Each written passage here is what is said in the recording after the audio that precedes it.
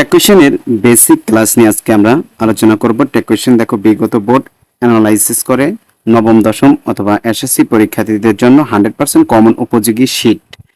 আজকে আমরা এই শীটের যেই টেক কোয়েশ্চেন এর মৌলিক ধারণা অর্থাৎ মৌলিক ধারণা বেসিক যে ধারণাটা সেটা নিয়ে আলোচনা করব। বলা হয়েছে টেক কোয়েশ্চেন তৈরি করতে সর্বদা প্রদত্ত সেন্টেন্সের টেন্স ও সাবজেক্ট অনুযায়ী অক্সিলারি ভার্ব ব্যবহার করতে হয়।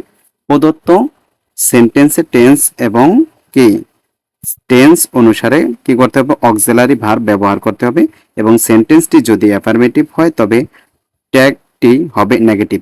সেন্টেন্সটি যদি অ্যাফার্মেটিভ হয় তাহলে উক্ত সেন্টেন্সে ট্যাগ করতে হবে নেগেটিভে এবং সেন্টেন্সটি যদি নেগেটিভ হয়, সেন্টেন্সটি নেগেটিভ হলে ট্যাগ করতে হবে অ্যাফার্মেটিভ।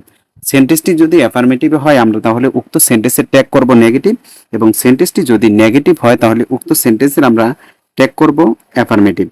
এটা হচ্ছে বেসিক ধারণা। তো এই বেসিক ধারণা থেকে আমরা কি বুঝলাম যে একটি সেন্টেন্সের যখন আমরা ট্যাগ করব, কোনো একটা সেন্টেন্সের যখন আমরা কি করব ট্যাগ করব, তাহলে উক্ত সেন্টেন্সকে যখন আমরা ট্যাগে রূপান্তর করব তখন সর্বপ্রথমে আমাদের যে কাজটা করতে হবে সেটা হচ্ছে সেন্টেন্সে অক্সিলারি ভার্ব লাগবে।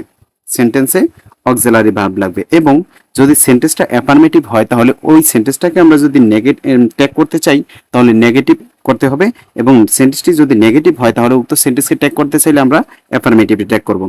সেই ধারাবাহিকতা দেখো বলা হয়েছে দ্য পেন ইজ গুড, এখানে আনসার হয়েছে ইজন্ট ইট। এখন ইজন্ট ইট কেন হলো আমরা একটু ব্যাখ্যা যাই।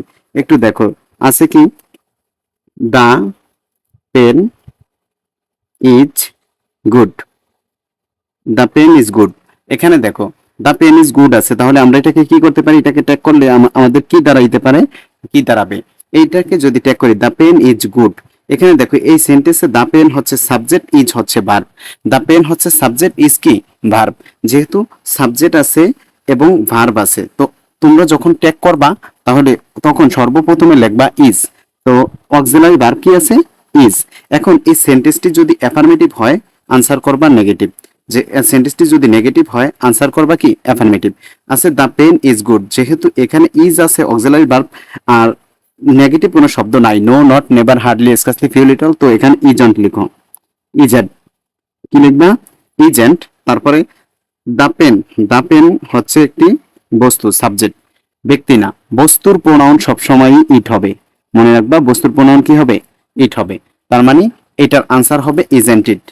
ইজেন্ট ইট কেন হয়েছে, এই যে দেখো এই সেন্টেন্সটার ইজেন্ট ইট কেন হয়েছে, দ্য পেন ইজ গুড। এই যে ইজ হচ্ছে অক্সিলারি ভার্ব, এখানে আমরা ইজ নিয়ে আসলাম এবং অ্যাফার্মেটিভ সেন্টেন্স এই জন্য ইজেন্ট হয়েছে এবং দ্য পেন হচ্ছে subject, subject the pen, the pen যেহেতু ব্যক্তি না বস্তু এই জন্য কি হয়েছে ইজেন্ট ইট।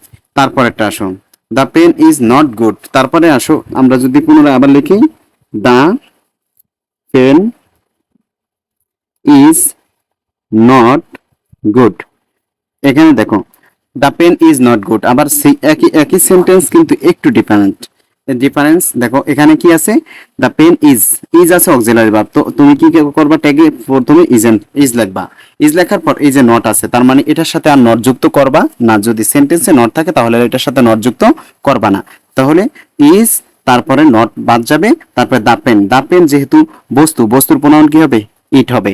তাহলে এটার আনসার হবে ইজ ইট। কেন ইজ ইট হয়েছে, কারণ এটার ভিতরে নট আছে, নট থাকলে আর অ্যান্টি যুক্ত করা লাগবে না, আর যদি নট না থাকে তাহলে অবশ্যই অ্যান্টি যুক্ত করতে হবে এবং এখানে সাবজেক্ট যেটা থাকবে তার প্রোনাউন লিখতে হবে। এখানে সাবজেক্ট আছে কি দ্য পেন, দ্য পেন যেহেতু বস্তু, বস্তুর প্রোনাউন কি হয় সবসময়ই ইট হবে।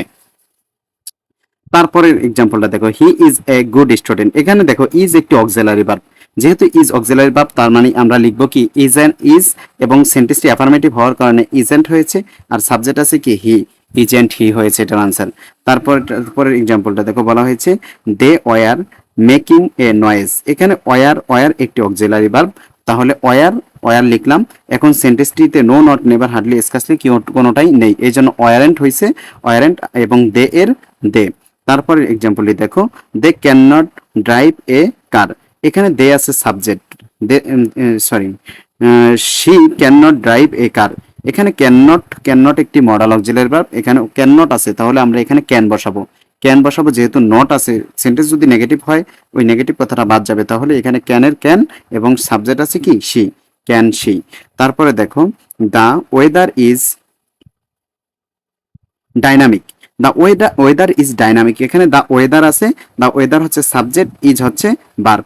যেহেতু এখানে এই সেন্টেন্সে no, not, never, hardly, scarcely, few, little কোনোটাই নেই, এই জন্য আমরা লিখবো ইজ, ইজেন্ট, কারণ নো, নট, নেভার না বলতে কোনো কথা নেই, এই জন্য আমরা ইজেন্ট লিখবো। এবং দ্য ওয়েদার, ওয়েদার হচ্ছে ব্যক্তি না বস্তু, আবহাওয়া বস্তু, বস্তু হইলে তার প্রনাউন কি হবে, ইট হবে। তারপর you have completed the work, এখানে দেখো হ্যাভ একটি অক্সিলারি ভার্ব, তার মানে হ্যাভ আসবে, এখানে নো, নট, নেভার নাই, এই জন্য হ্যাভেন্ট হয়েছে, অ্যান্টি যুক্ত করতে হবে হ্যাভেন্ট, সাবজেক্ট আছে কি ইউ, ইউ আমরা বসিয়ে দিলাম। তারপরে we should respect our elders, এখানে শুড একটি মডাল অক্সিলারি, যদি মডাল অক্সিলারি থাকে, অক্সিলারি আছে, এখানে নো, নট, নেভার নাই, এই জন্য শুডেন্ট হয়েছে, শুডেন্ট, এবং উই এর উই, তারপরে বলা হয়েছে we will not hidden the truth, will not hidden the truth, এখানে দেখো উইল একটি মডাল অক্সিলারি ভার্ব, তারপর নট আছে, নট আছে যেহেতু এটা নেগেটিভ আছে, এটা আনসার করবা অ্যাফার্মেটিভ, তো এখানে উইলটা প্রথমে চলে আসবে এবং সাবজেক্টটা দ্বিতীয় নাম্বারে চলে যাবে প্রশ্নবোধক চিহ্ন। দে আর নট প্রেজেন্ট টুডে, এখানে আর একটি অক্সিলারি ভার্ব, আমরা আরটা লিখে দিলাম এবং নট থাকার কারণে আর অ্যান্টি হবে না, এবং দে এর দে। আশা করি বুঝতে পেরেছি। এই টাইপের আরো গুরুত্বপূর্ণ ভিডিও পেতে ভিডিওগুলো লাইক কমেন্ট শেয়ার করে আমার সাথেই থাকুন।